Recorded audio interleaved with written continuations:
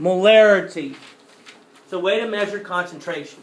It's a way to measure how much of a solid, or how much of an ion, in case of hydrochloric acid, that you have in a solution. And so how do we measure it? Well, it's the amount of moles.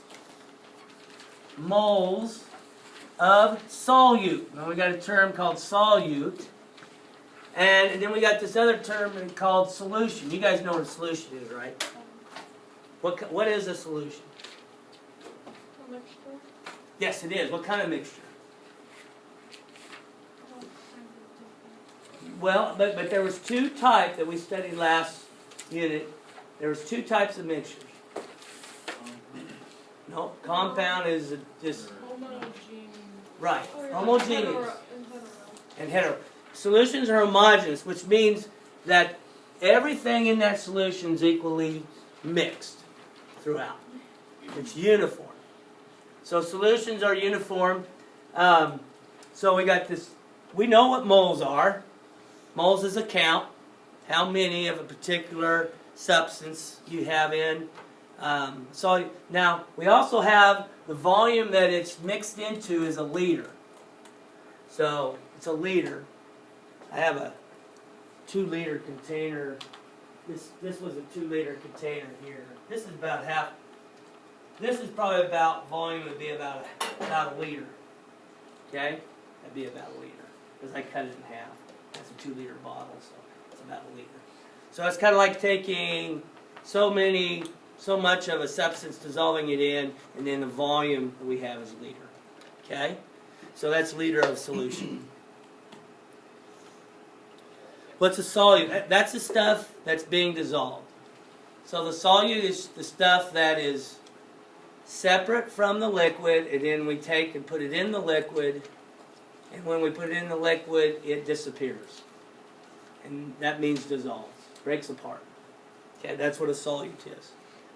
A solution is a homogeneous mixture of two or more substances. So air is a solution. The air we breathe in.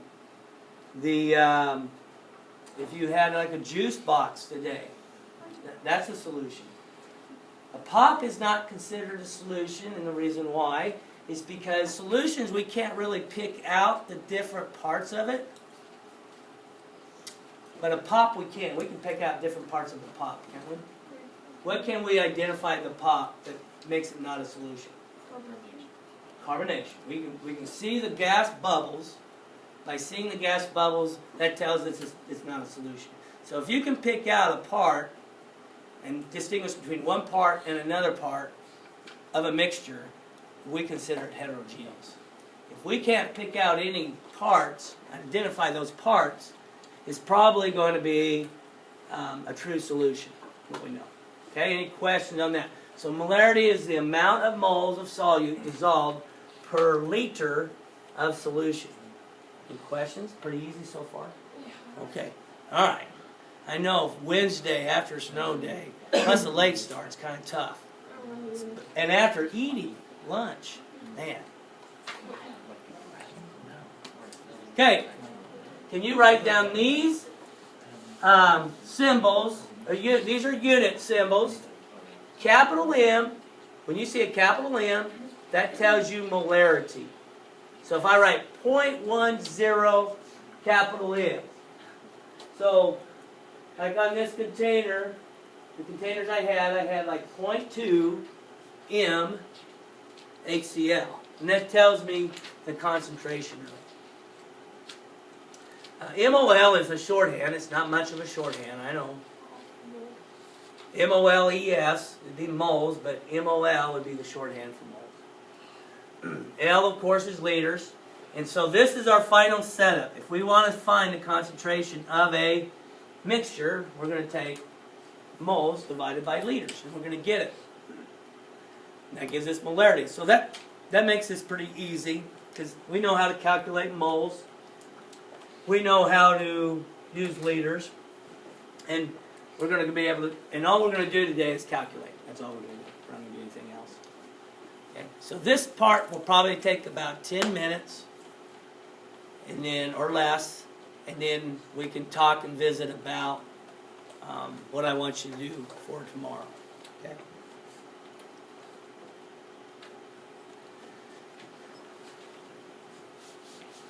It wants to know the molarity.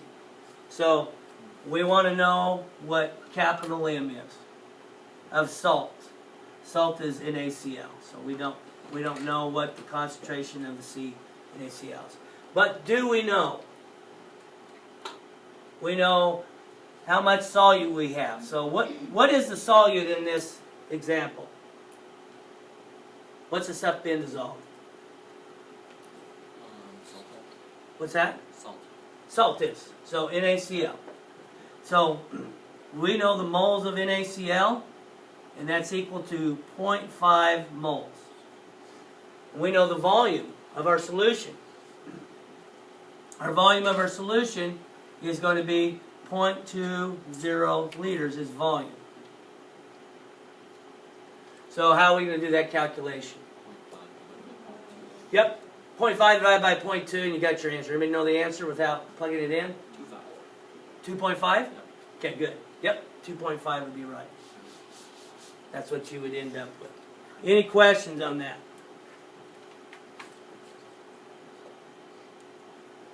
That's all you have to do. Moles over liters. You got it. So that tells you how many moles are in a liter. So do we have a liter of solution? Did we make a liter of solution up? No. But if we would look at the ratio, we would say 0.5 to 0.2 is like 2.5 moles per 1 liter. So it's a 2.5 molarity solution is what it is. So it's just a ratio. That's what it's going to give us per liter. Okay, so we have another question. It says, what's the concentration of sugar solution that has 0.15 moles of sugar to dissolve to make 100 milliliters of sugar solution? What's different in this one? There's an actual equation things right there, the 1,000 milliliters. Yeah, so what do you think this tells what we're going to have to do?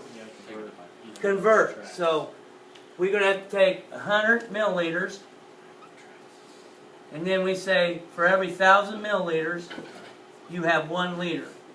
Correct? So I'm just using this as a way to convert.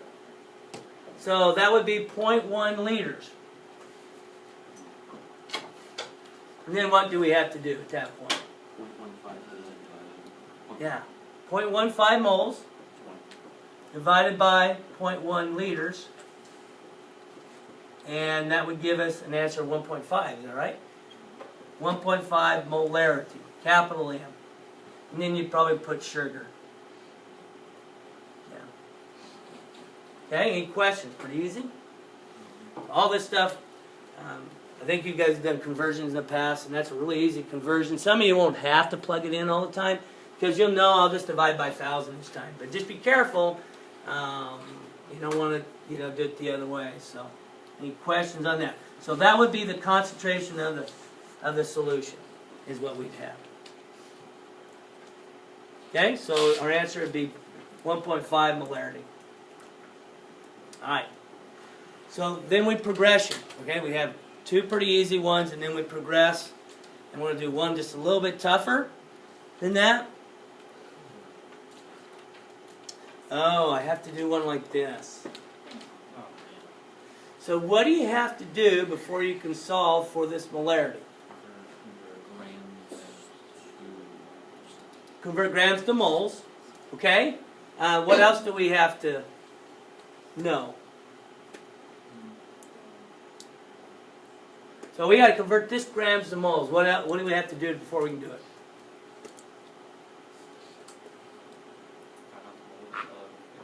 Yeah, find how many grams that we would have per 1 mole. So we'd look up sodium, it'd be 23. And we'd look chlorine, it's 35.5. And we'd add them together. And that would give us our molar mass, right? Any questions on that? So then we take this 58 and we take the 100 out in front and we times by 1 over 58. You guys did really, really good on that the last test. So we would convert that over to moles, and then we just take moles divided by liters. So we add it up, we get 58.43. Then we convert it into moles. Any questions on that? So we got 1.7 moles, and then with the 1.7 moles, we just divide it by our 2 liters, and then we get our answer, 0.86 molarity. Pretty easy. Okay. Now, the reason we're doing this now is because pH depends upon concentration of our acid. And I want to give you some information about pH, a little bit more than what we have. And we'll do that maybe tomorrow when we have time. But this is just a beginning of concentrations, because we're going to use concentrations quite a bit depending upon what area we're taking a look at. Okay? All right. I'm going to give you opportunity, and I don't see why you wouldn't get these done, because they are all pretty easy. If you get them done, you give them to me before you go, or you can wait till tomorrow. Okay? Remember those two, the lab is going to be formative. Okay, so the lab that you hand in, it's not going to be a summative lab, because what you do is you'll get it back and you can use it for a summative assessment later on, because they'll ask some questions based off your lab results. Okay? It'll probably be worth quite a bit formative though, probably around 25 credits. So make sure you get it in. And then the worksheet with pHs in that, make sure you get that in. Okay. So go ahead and do these calculations, show your work.